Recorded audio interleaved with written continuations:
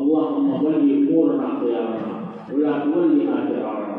اللهم اصلحنا واصلح زعماءنا وحكامنا يا اكرم الاكرمين.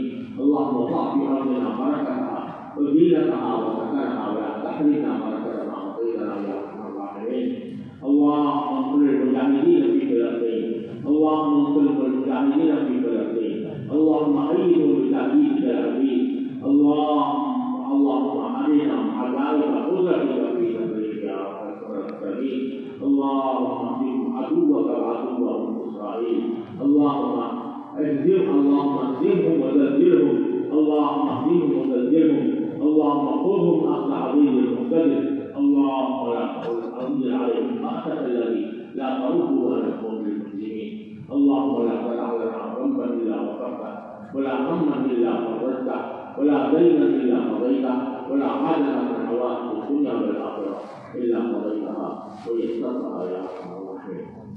عباد الله رحمكم الله، ان الله يامر بالعدل والاحسان وايتاء ذي القربى وينهى عن الفحشاء والمنكر والبغي يعظكم لعلكم تذكرون. فاذكروا الله العظيم الجليل يذكركم وادعوه يستجب لكم ولذكر الله تعالى